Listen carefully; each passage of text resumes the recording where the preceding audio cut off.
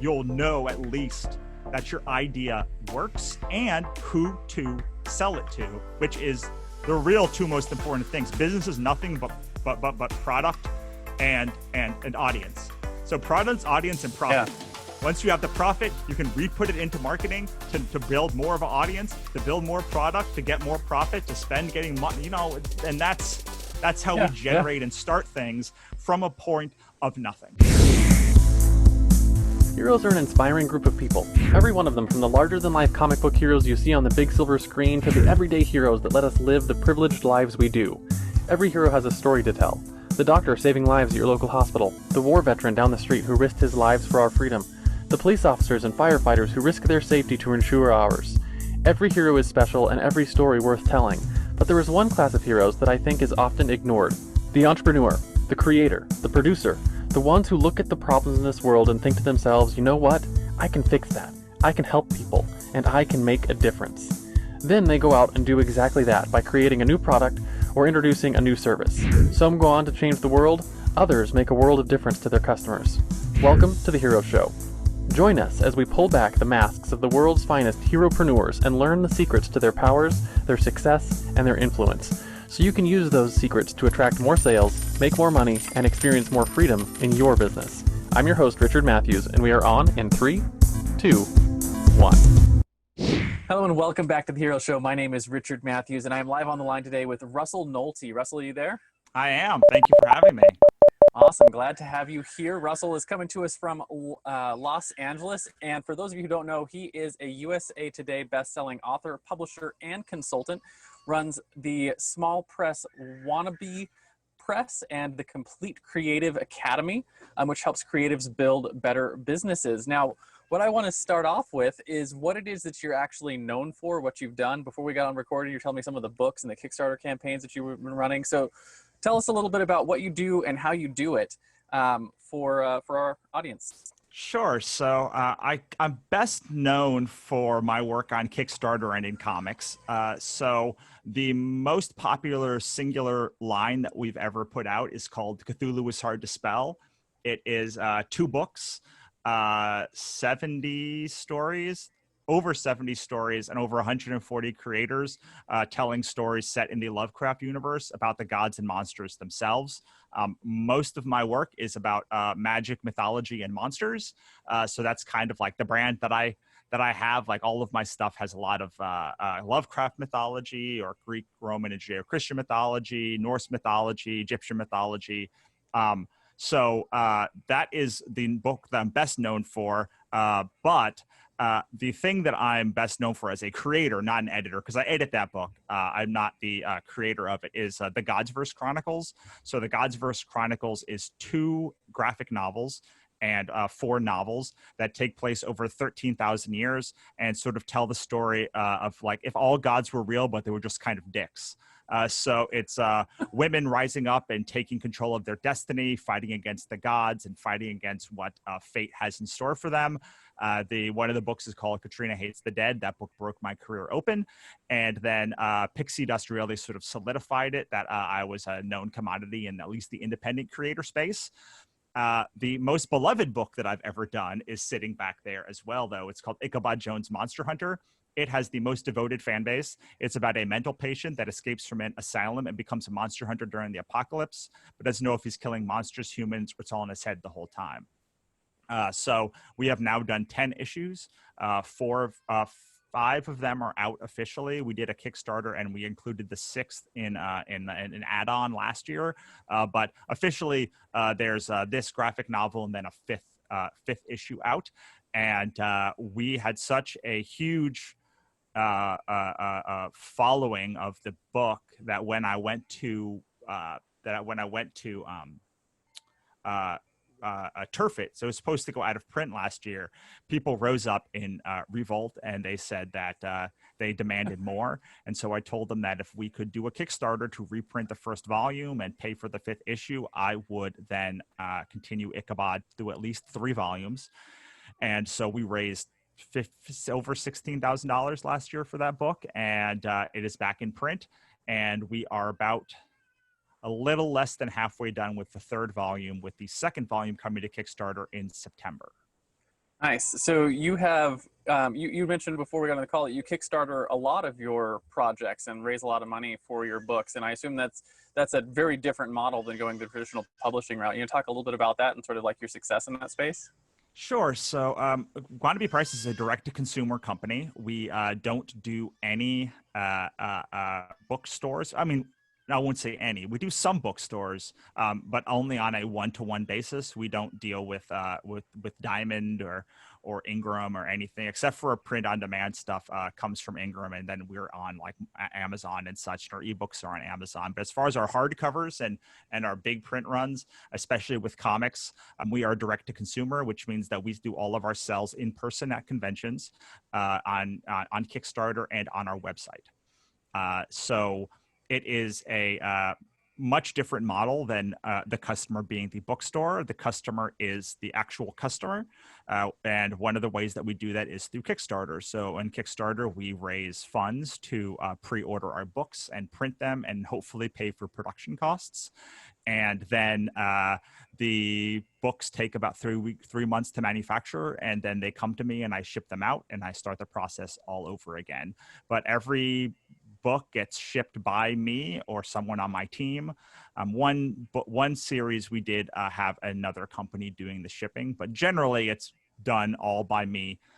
My team helps somewhat, but really it's like 95% me.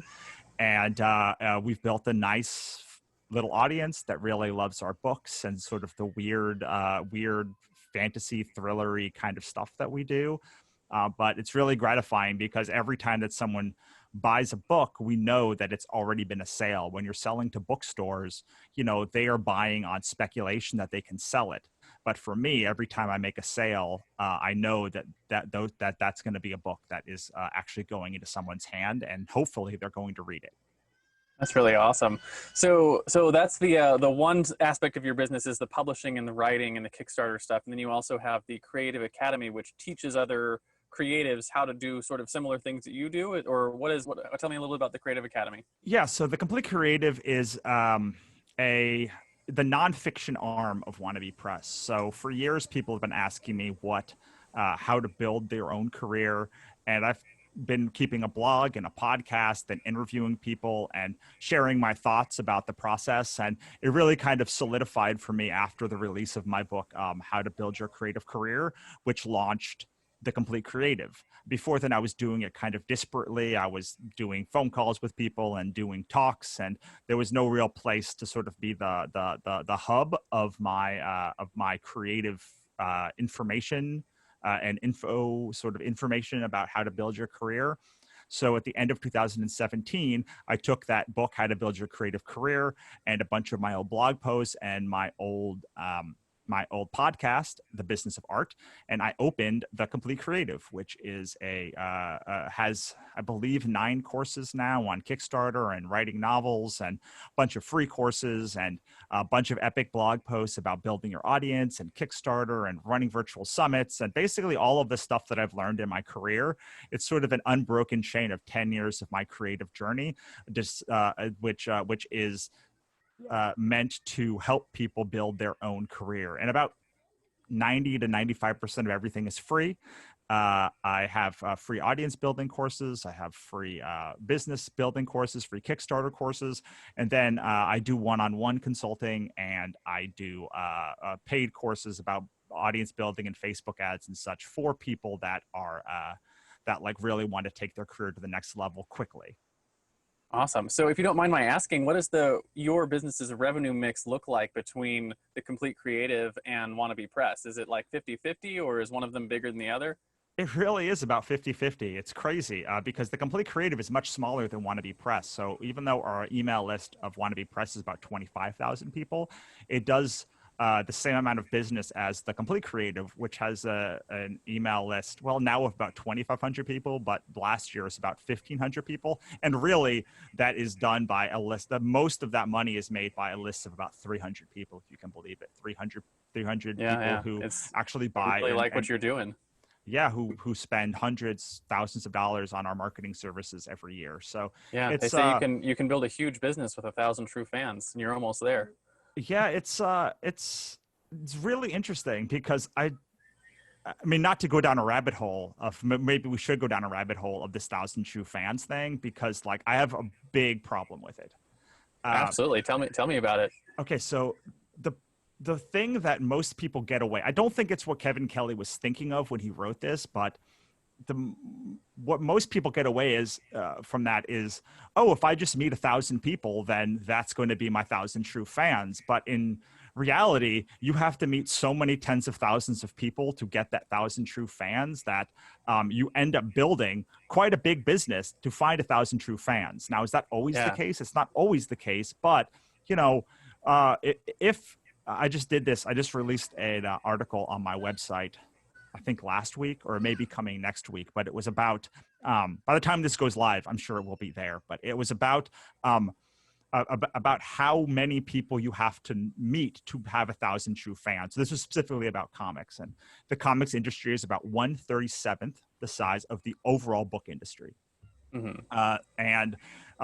So you can assume that one of every 37 people that you meet who likes books is going to be a fan of comics, theoretically. Like that's like, if you have a big enough pool, like right, average out to that. If you have a bell curve distribution, then every 37 you meet who are book fans are also comic book fans. And then, but that's not everybody. So you have to then say, okay, how many people in the country or in the world are book fans compared to the overall amount of people? And so doing some light digging on Facebook, a business manager, there's about 600 million people who 620 or 630 million. It was just about a third of the overall Facebook audience likes reading books or some activity related to novels. And so you're looking at about 1 in 3 people you meet are going to like books. And 1 of every 37 of those are going to like comic books. Which means you pretty much have to talk to or reach out to 3.7 million people to find 1,000 true fans. Now we're not like, that's what targeting is all about, right? So you're targeting so you don't have to just literally contact every single human being in the entire country. You can actually like hone in on just comic book fans. You can go to conventions. You can buy ads in places that are specifically tailored to those people.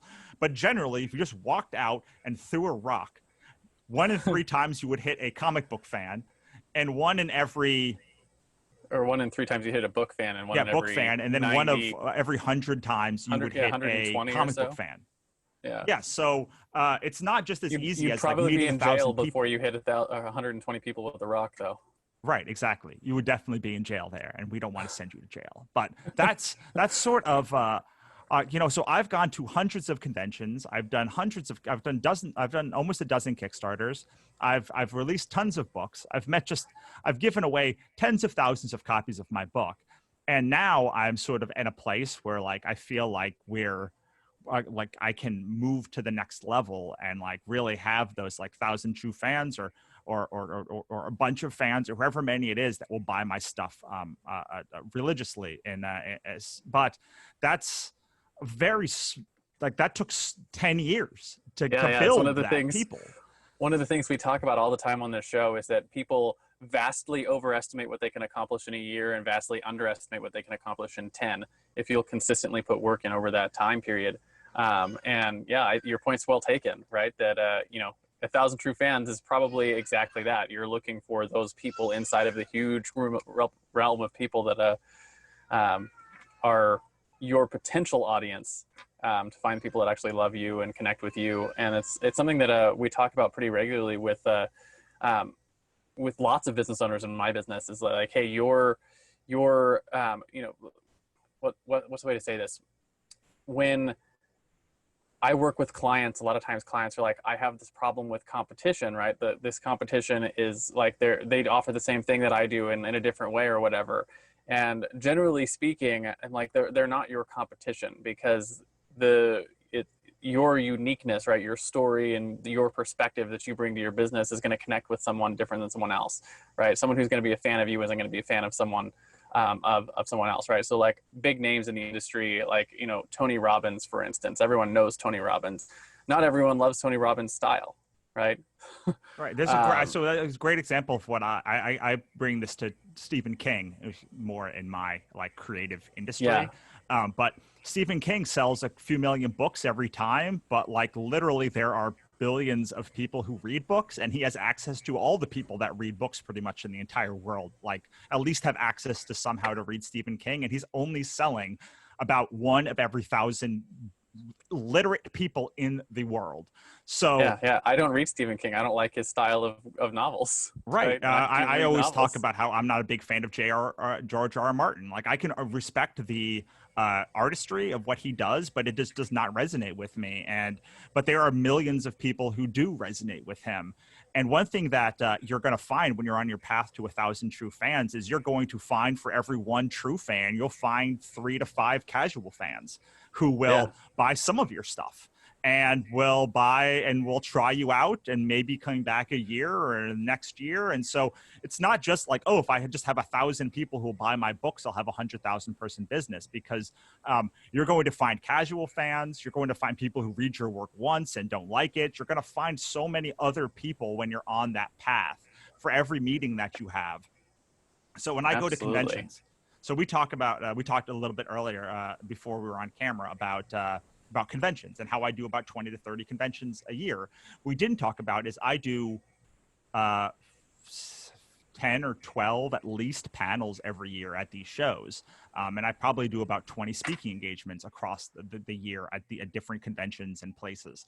And it's very interesting because I'm a very intentionally specific personality. I have learned how to maximize the things that people like about me and downplay the things people don't like, so that when I'm on a podcast like this, or when I'm on a panel, the right person is going to have their ears perk up and say, "Yes, I want to hear about that." But for every 10 people in that panel room, about if there's 5 people on a panel, roughly 2 will go to me and 2 will go to the next person and the next person, the next person, the next person, because the way that we talk and the experiences that we have resonated with them, and or it turned them completely off and they resonated with somebody else because they're a different place on their journey and they have a different personality of how to talk to somebody. And every single person has had a different experience. You know, I am very unique in the fact that I'm a USA Today best-selling author, but most of my sales come from conventions and Kickstarter, which is wholly different than any other author that I've ever met, really. Most Yeah. of I've them are never even doing heard of anyone doing that other than, well, you.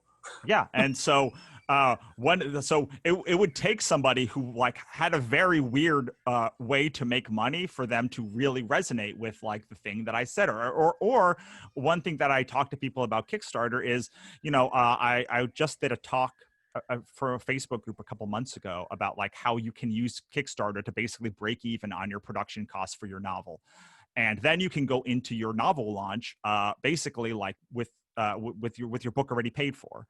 And somebody came to me and said, you know, I thought you were crazy, but then I thought about it and I did it, and I made the most I've ever made in a single day at any of my books, and we ended up breaking even on the cost of the book to produce. And now I went into the launch like all of this extra money that I could spend on marketing, knowing that people did like my book.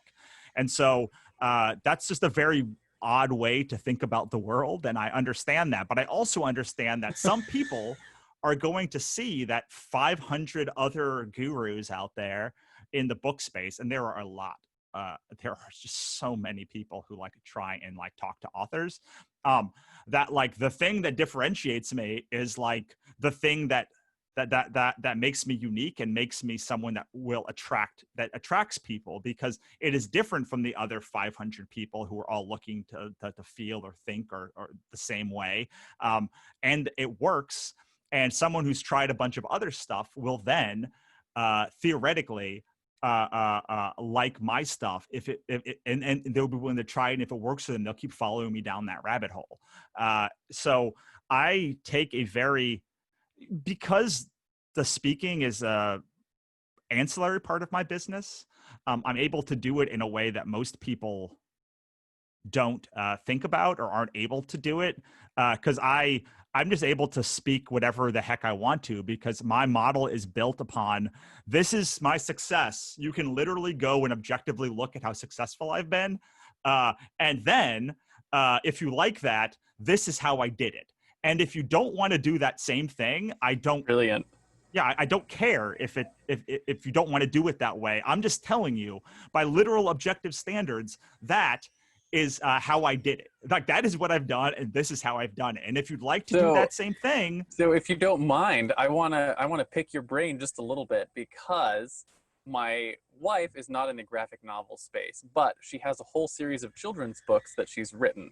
Right, and they're written for the toddler age group, the age group where parents read the little board books to the children. mm-hmm. And she's got a couple of that are a little higher, that are more along the lines of like Seussian style books, and we have all the text for them, right? And they're all written. And we've been looking at, hey, what is our next step? Like, we need to find an illustrator, and we need to probably do something with a Kickstarter to get them, published or whatnot, to like do whatever the next step is. But like, that's not our world, right? And it sounds like it's your world. What are some of, like, if someone was talking to you, what would your recommendations be for someone who's in that situation?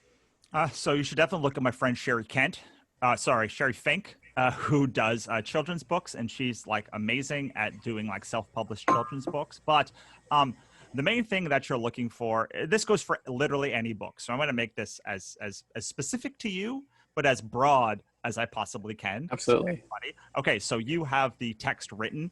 I'm going to go back and assume you don't have the text written for a second. And the thing that you're going to do, if whether you have the text written and no artist, or you don't have text written and you're just looking for, is you go on Amazon. And you type in children's books or fantasy or science fiction or whatever your category is, top 100, and you look at the top 100 books that are in that category. You are specifically looking for tone and style of the art, but you need to know specifically what age group you're looking for. Is it a read to or reader book? What you're trying to get, what you're trying to get out of that interaction, whether it's what lesson you're trying to do, what you're trying to teach. Like, this is really important for kids books, and even first reader books. Is you need to know this is a book to read to somebody at X grade or X age level that will teach them Y thing. And this is what the whole series is about. And this is what this is what we're trying, this is the theme we're trying to tell. And these are the other people who are making this other thing. Now, for you specifically, is you are looking for the art style that you are, that like most of these people are using, that is attractive to you. So there are all sorts of art styles in kids' books. There's everything from Dr. Seuss to The Hungry Caterpillar, to my friend Chris Iliopoulos, to Grizz Grimley, to like literally any art style you can see is popular, but you don't know necessarily what's popular right now, and what sort of trends are going on. And so you need to do that. I mean, should have been doing it for maybe like the last year, but let's say you're doing it now and you need to do it for a couple of weeks every day, because things change, things move, and you'll start seeing what stays at the top.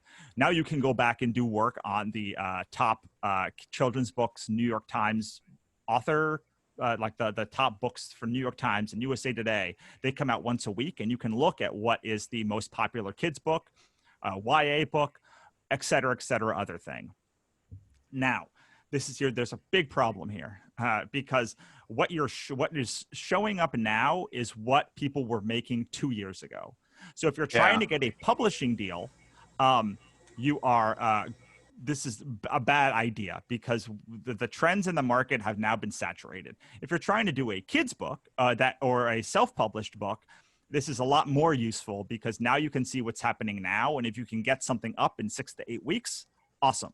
But for your experience, if you're going back years and doing this longitudinal data survey, you can see what trends, what art styles, what stuff, what page length has been popular for years.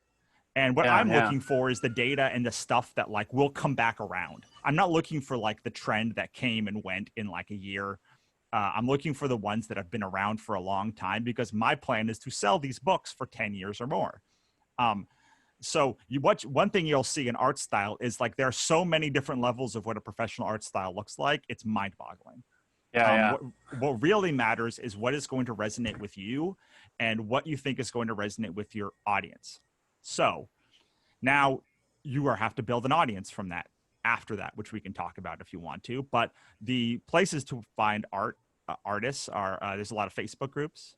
There's a lot of, you can literally open up any book that you like and look at who the artist is of the book and then contact them. You can find people who who do children's books and see if they have any recommendations. Usually if you contact that artist and they aren't available, they will at least tell you who they think could work, or if you don't fit their art style, like if the page rate is too high, they will give you some names of other people who like are sort of in their space. But you really want to find the art style that resonates with you, and this is really tough because most people just settle on the first artist who is in their budget and will do it.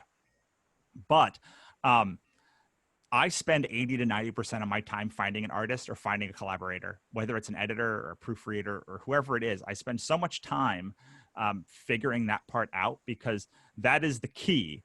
The key is who's going to take my work and make it better. My editor then finds my work and makes it better. My proofreader finds her work and then makes it better. My artist takes my words and makes them art that works. And it can't just be what the art style you resonate with, but it has to be the art style that you resonate with that also resonates with the story. Right, that enhances the story. It doesn't just like make the story. Now, there's all sorts of ways that you can make a kid's book. You could also make the art. You can make the art and then put the text on top of the art. You can take the art and make it a separate page next to the art. You can take the art and crop it and letterbox it, and then put the art, the words on the top and bottom. You can put the words on the actual page, and and then things could open up, and like it could be a pop-up book. There's just so many ways that can happen, that you really have to spend a lot of time figuring out what the art style is you want and who you can find. There is almost always somebody that has a similar art style to someone who is really, really popular. It doesn't have to be a perfect mimic. It shouldn't be a perfect mimic. It should be their own art style. But you're looking for someone who's like accomplished something, had a book out that was popular, and so it will get finished and can be with you for the long term, because you want somebody who's not just going to come in one book and be done. When you hire artists, do you generally hire artists as like, I hire you, you do the art, and that's the end of the transaction? Or do you hire someone where it's like, hey, you do this, and they have like an equity stake in the profits of the book? How does that generally work? I hate doing royalty statements, so I pay out all of my artists from the moment, except for on the anthologies where people do have royalties, and I only have 2 royalty statements that I have to do every year, and they are friggin' nightmares every single time. Like, I hate them so much. So I want to pay people out for their work. I also am very confident that over time, it's going to be much more beneficial to me to have the book, the money from the book. Now, because I'm pretty popular in comics now, I have collaborators who have come to me and asked me to collaborate on their idea or their project, and I'm happy to do that. But if it's my project and I am going out with it and I am hiring the artist, I am then going to pay them out. And then I will own it outright. And it will suck for me at the beginning. But, over 10 years, that Ichabod book behind you's made me about $100,000, which is close to 10x return on the cost that it costs to make it. So it sucked at the beginning, but then I'd never have to worry about it again. And I can price it out whatever I want and not have to worry about like how much I owe an artist or somebody else. That's really awesome. So when it comes to the actual like audience building for a book and like you're getting into Kickstarter, are you generally starting with a completed product? Like you have the art done, you have everything done, and you go to market with that? Or are you starting earlier in the process when you go to something like a Kickstarter? Well, there are 2 questions in there. Which one want me to cover first? How to build the audience or how to do the Kickstarter? I didn't know they were separate. I sort of figured you used Kickstarter to build an audience. So So school No, me. that's a absolute fallacy. An audience Okay. has to be built before the Kickstarter starts, or at least the nascent stages of an audience has to be built when it starts. So I'll take you through the process that I use. I don't know what the name of it is. It's like 1, 10, 100, 1,000. That's like basically the numbers that I work on when I build audiences with people. So one means you have to find one human being who is perfectly suited to buy your book or your project. I'm going to go with book because we are talking about children's books, Yeah, but talking you about can a use book. this for any product that you're trying to make or any service. So the key to finding somebody who is in your audience is to find somebody who likes you, who already likes you, but not enough to lie to you. So this means no parents, no children, no immediate family, no like best friends, no old lovers, people who you know but not enough to lie to you. Does that make sense? Yeah, yeah, absolutely. So the best example that I have is I've got friends. I'm almost at 20 years from high school. I've got friends that I don't talk to very much. But like I knew them in high school, and so but they're still friends with me, and they still interact with me on Facebook, and but like we don't have like we're not talking every day, but they like me. They know me and they like me and they trust me, and like they engage a lot and they seem to like the things that I say. So that's the first thing. You're looking for one human who is a hyper reactor person who really likes the things that you post related to what you're going to sell. So it doesn't matter if you post a lot of yarn pictures and like they do, unless you're making something like yarn, crochet patterns or something. You are looking for a person who uh, when you post something about children's books, is expectant mother or they had kids or whatever it is, like they really, really, really, really, really like the things you post and the way you talk about it as well. I'm assuming that if you're making most people that make children's books have kids. I'm not saying it's all Yeah, of yeah. them, but We most have of four them, of them. yes. So most, interestingly, Sherry Fink, doesn't have any children, but who we talked about a little bit earlier, as far as I know. Most people have some experience with kids, and when they write about parenting, and people resonate with that. Someone hyper engages and hyper listens and hyper like comments on every post, and you're looking for the person who posts everything, and you say, I don't understand, like what the why? Like, why do you keep commenting? I never comment. We did not have a close relationship before, but somehow you were like really, really, really, really, really engaged with all the things that I'm talking about.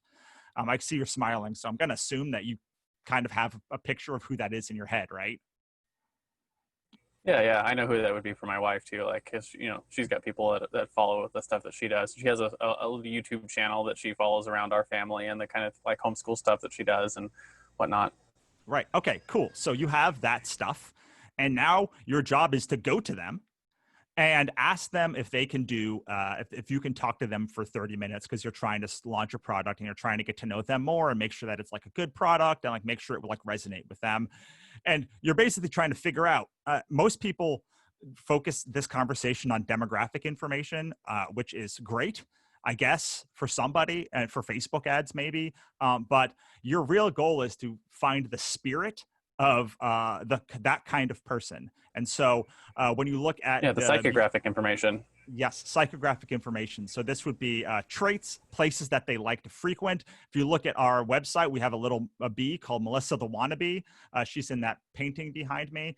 She's everything that a good wannabe press a fan would be. She's rebellious and anti-authority and creative and artistic and sarcastic and no nonsense and practical. And she went to punk clubs back when she was a kid, and like she's probably got a bunch of tattoos and she just like has this kind of like punk rock spirit.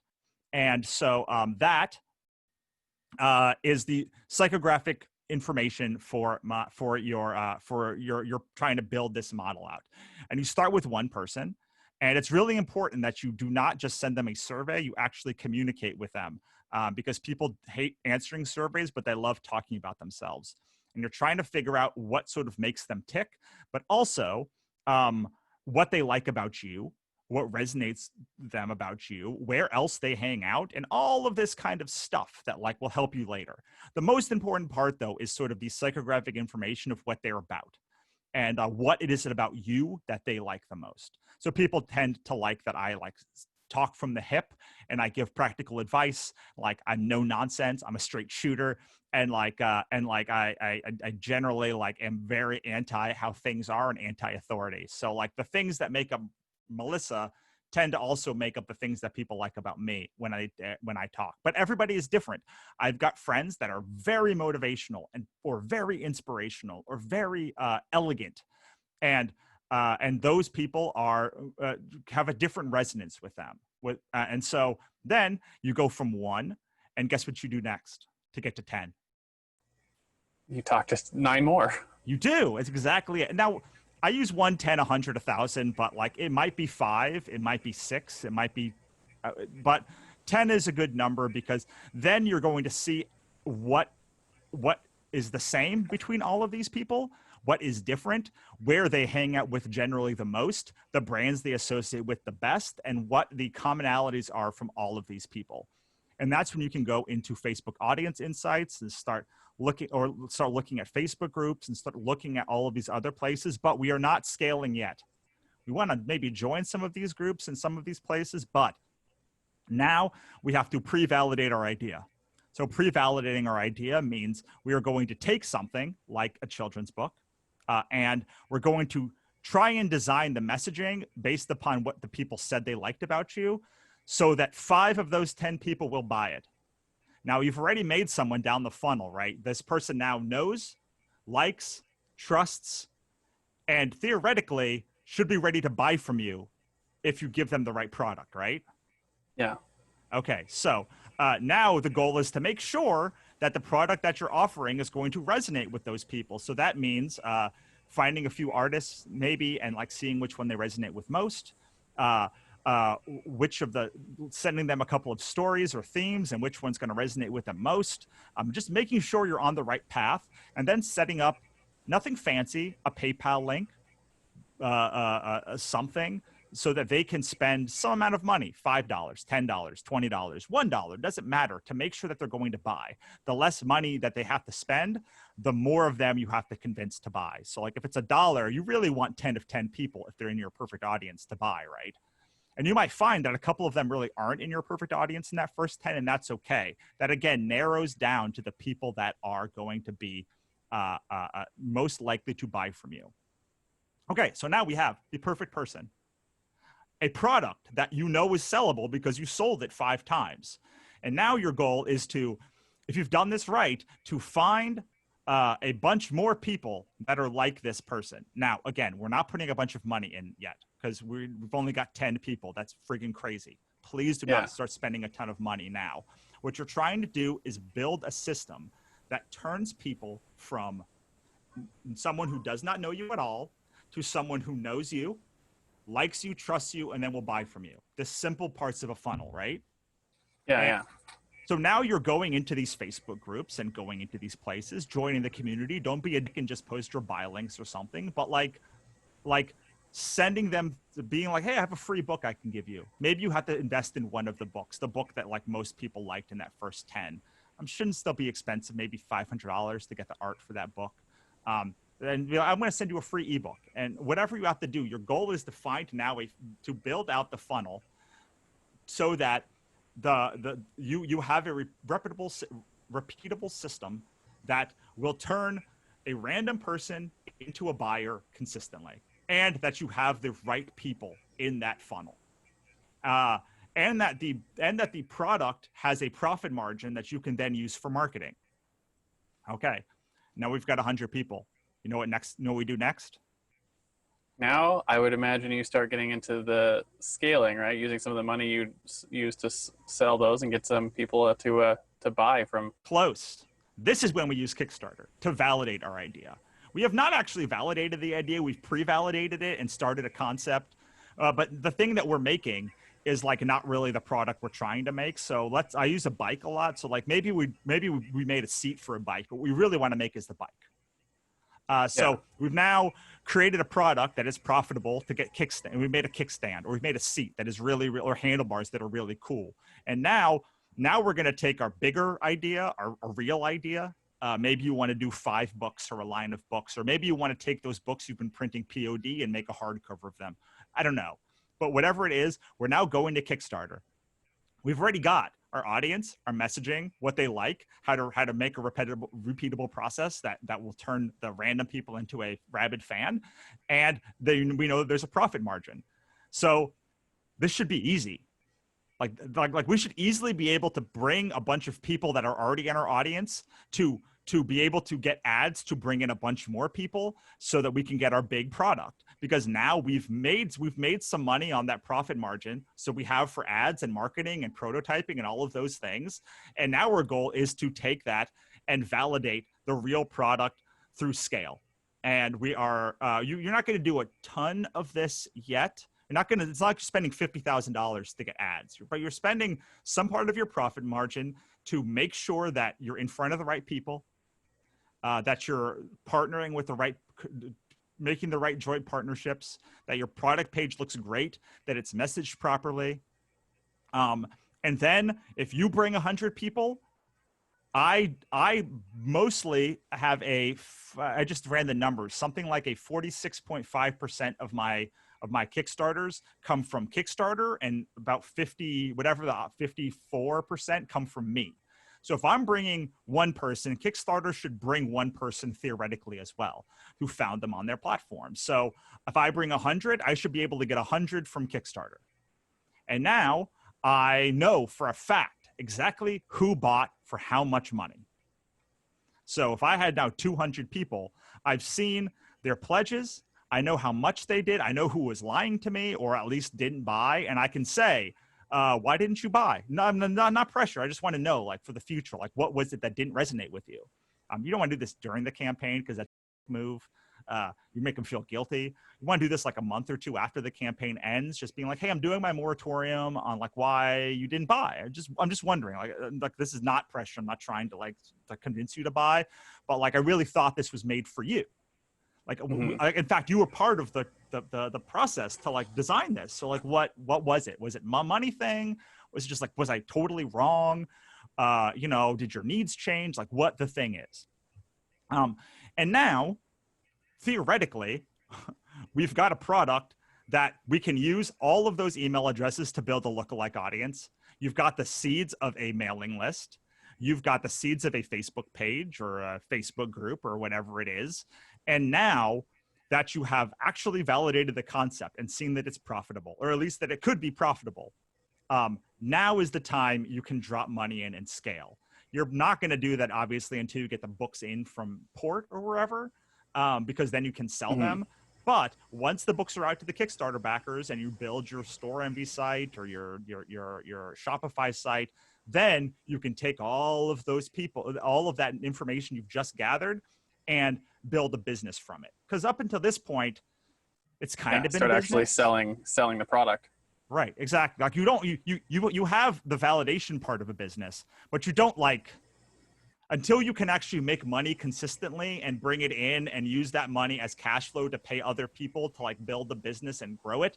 You don't really have a business in the traditional sense. You've got an idea, but by using those sort of pieces in that order, you then are spending very little money, but a lot of time at the beginning.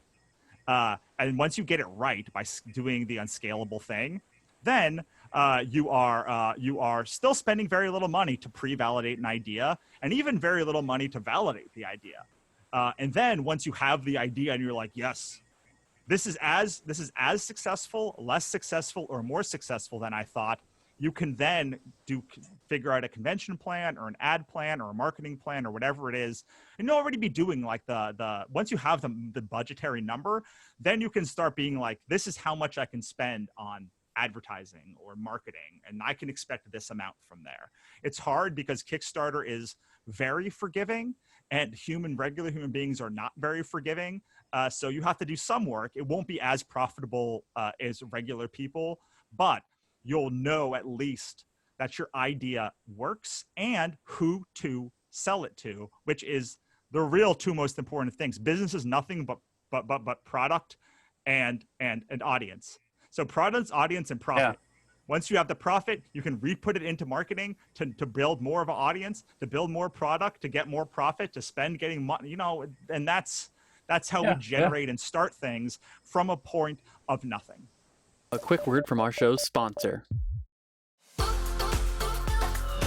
Hey there, fellow podcaster. Having a weekly audio and video show on all the major online networks that builds your brand, creates fame, and drives sales for your business doesn't have to be hard. I know it feels that way because you've tried managing your show internally and realize how resource intensive it can be. You felt the pain of pouring 8 to 10 hours of work into just getting 1 hour of content published and promoted all over the place. You see the drain on your resources, but you do it anyways because you know how powerful it is. Heck, you've probably even tried some of those automated solutions and ended up with stuff that makes your brand look cheesy and cheap. That's not helping grow your business. Don't give up though. The struggle ends now. Introducing Push Button Podcasts, a done-for-you service that will help you get your show out every single week without you lifting a finger after you've pushed that stop record button. We handle everything else: uploading, editing, transcribing, writing, research, graphics, publication, and promotion, all done by real humans who know, understand, and care about your brand almost as much as you do. Empowered by our own proprietary technology, our team will let you get back to doing what you love while we handle the rest. Check us out at pushbuttonpodcast.com/hero for 10% off the lifetime of your service with us, and see the power of having an audio and video podcast growing and driving micro celebrity status and business in your niche without you having to lift more than a finger to push that stop record button. Again, that's pushbuttonpodcast.com/hero. See you there. You're listening to The Hero Show, unlocking the power of influence and success. Yeah, so for our audience who is listening, that was absolutely brilliant breakdown of how you can go from nowhere to having an idea and getting it pre-validated and validated into the market and actually turning that into a business. Thank you so much for just sort of going through that for me, because I know that's, it's one of the things that my wife and I have been looking at, because most of my business stuff is in the services space, which is very different than, building a creative book and getting that out to the market. But it's interesting to me after hearing you go through that. It's the same process we go through. We just don't use Kickstarter to do the validation, right? We do some other things, but it's an interesting way to think about, like, you're following the same business practices when you're talking about, I want to put out a children's book, that we would for anything else that we're building, which is fascinating. Yeah, I mean, I find that I have more in common with people at my success level across industries than I do with people who are in my own industry at a lower success level, because the words that I use are very easily understood by someone who's doing services or running a product in the baby space, or like making cakes or whatever it is. Physical products. Right. Yeah, they're very similar. And while like you would probably in the services or course space, like put up a landing page and then like drive traffic to that landing page to try and validate, I am just doing it through Kickstarter or Indiegogo or some other ways. But a lot of the things I learned from the entrepreneurship space, things like when you want to figure out what the product is, you can just put 5 or 10 or 20 different marketing copy up, and run them against each other and a very low cost engagement ad and see what gets the most. You can do the same thing with images. So all of that stuff. We do all of that rapid testing for all of our products, right? Where we'll go through and spend a couple of dollars a day on 15 different images and see which one works the best, and do the same thing with headline copy and body copy and whatnot. So it's the same process. You're just applying it to creative products, which is absolutely. I am literally just this morning I have a book series that I'm starting to run Facebook ads to, the Godsverse Chronicles book series. We've never really run ads to before, but I just set up 15 different dynamic creative ads, each with 10 ads in them, and 5 different pieces of copy, and 5 different headlines. And I'm just running literally like a bunch of, I'm running basically like 16 or 17 different campaigns across from each other to see which one, because I'm doing this from the very beginning. You don't want to be like I wouldn't do this if I knew what worked. But for now, I'm literally just taking as many ad images and ad pieces of copy that I can find and testing them against each other to find out what works the best. And it's no different than and instead of using the general text of what's in an ad campaign, I'm using a blurb from my book, or I'm using an excerpt from my book as the same means of testing how you would test 5 different or 10 different kinds of ad copy against each other. Yeah, it's fascinating to me because it reminds me, one of the things that I've learned over 10 or 15 years in business now is that the grass is never greener, right? There might be other things that you might want to try or do that you might have a different passion for, but the reality is like, it's not, if you're going to change business or change directions or do something, it should never be because you think it's going to be different over there, right? Because the process is the same. The thing that you're doing is the same in no matter what industry you're in. Or what it is that you're delivering to customers, right? You're always going to go through that process of, taking people through that know, like, trust funnel. And you're going to go through that process of, validating an idea and making sure that it actually sells. Like there's no shortcut to success in business, no matter what it is. You're going to have to go through that process no matter what. Yeah, the big difference is that for a physical good product, you want a 10x profit margin. And for a digital good product, you could have as little as a 3x profit margin to still look profitable. But if you're doing anything in the digital space and anything in the physical space, whether it's books or lipstick or anything, you want to make sure that your ad costs and ad and production costs are 1/10 of your total profit. Otherwise, there's no way to really no way to scale that. So that is the one difference. A lot of people try to use the same 3x profit margin that a lot of people use in digital goods as in physical goods, and they end up getting wiped out because it's a much more expensive game. You've got to pay for warehousing and storage and shipping plus the cost of the good.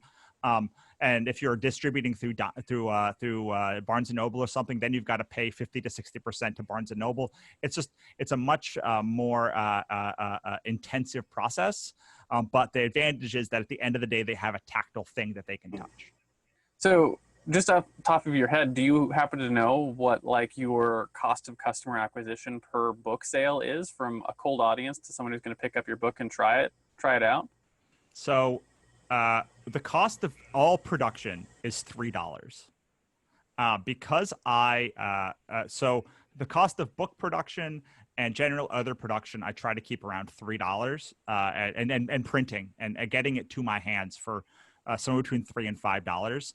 And then I spend about $5 more on getting the customer into my funnel physically. I don't do many ads at all, so I don't know that physical, but I do know that for every $30 we make, I spend about $10. Now, this is a 3-to-1 profit margin, and you're like, hypocrite, right? I know, but because we are direct to customer, we have a little bit more wiggle room. You have a little bit more, you have more space to play.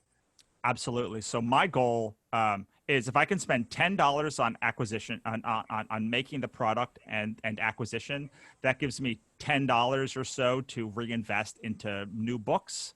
And then $10 to feed your family with. Yes, exactly. And we run about across all of my companies, 22% profit margin every year. So that is that's no matter what I do, it's just, and partialized just because physical goods are a ridiculously expensive business to get into. And it's right in line with something that we've talked about with a lot of businesses on here, that you're on the show, that most businesses are targeting a 25 to 32% profit margin, right? And even your big businesses like Apple and Google and whatnot are looking to target a margin that's right around that 30%, right? And to pay for everything that you're doing. And it's when you're younger and smaller, right? You don't have as many efficiencies, so it's harder to hit those hit the 30% numbers, and you're going to be lower down in there. And if you can figure out how to run your business on the low to mid 20% profit margin, you can grow a really big business over time. Yeah, absolutely. And you the minute you know the number, you can help the number. So for instance, last year, I think 2 or 3 years ago, we were down at 15% or 12% or something, and my goal was to double profit margin, and it meant cutting expenses and figuring out cutting out a lot of the inefficiencies that we used over time. And I was able to basically double profit margin last year. We're now in a very weird economic place, so I don't know how it's going to look this year, but last year we actually did double our profit margin overall from our wannabe press company. Now, not from our Complete Creative company, which is very much like profit heavy because it's all digital goods and all infotainment products or infopreneur products, if you will.